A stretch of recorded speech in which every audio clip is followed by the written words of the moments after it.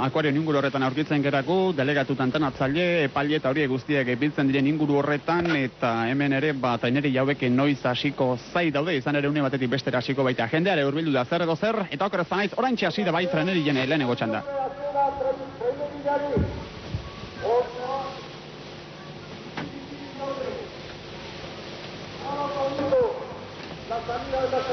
Gogor hasi ere, izan ere traineriak euren lana egiteko, lehenengo pausua behintzat eman dituzte, eta esan dakoa, inguru honetan pixkanaka bada ere jendea hurbiltzen ari da, txanda nagusia edo jenderik gehien hurbilduko duna behar bada beranduxiago ere helduko da, izan ere estaupada bere ere badakizue, Estainegoz, Gipuzkoa eta Bizkaia elkarren aurka, eta horrek ere baditu bere berezitasunak, eta goizean zehar guk behintzat hemen puntxu honetatik saiatuko gara, batetik antolatzaileak hurbiltzen, bestetik entrenatzaileak hurbiltzen, eta noski, ziabagotan eta egiten duten denboron berri ere ematen saiatuko gara. Pixkanaka giroa ere aize pixka bat hemen aditu behintzate ala diote, omen da, eta horre ikusiko dugu, goize guardi parte honetan zera egin duen estropada hauetan. Eskerrik asko Jon Valentzia, gero xeago joko dugu inguru horretara, eta bitartean esan dezagun uretan lau traineruak daudela, eta kale sosketak hause eman duela. Lehen kaletik Santurtzi, Itxasuko Ama, bigarrenetik Ondarrua, hirugarrenetik Zarautz eta laugarrenetik Orio. Jose Luis, hortxe daude, laurak lanean, eta lehia bizian, baina favorito nik uste bakar bat dugula, hain zuzen ere Oriorena, lehen kaletik doan, Ibon Berazan zuen untzia.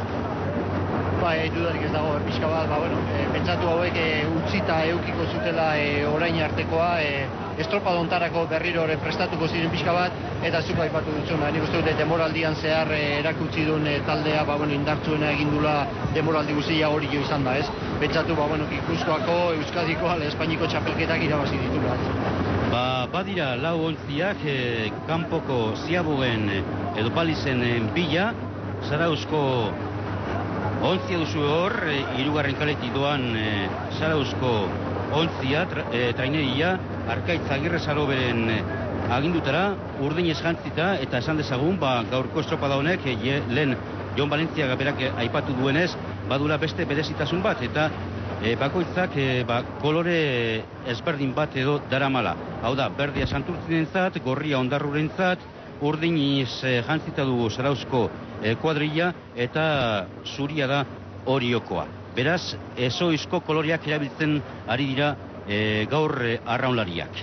Eta, lehen ere esan dugu, Gipuzkoa eta Bizkaiaren arteko lehen lehia dela, beste edizio batzuk ere nik uste etorriko dirala, baina ideia ezin hobea pixkat beste bultzakada bat edo emateko mundu honi.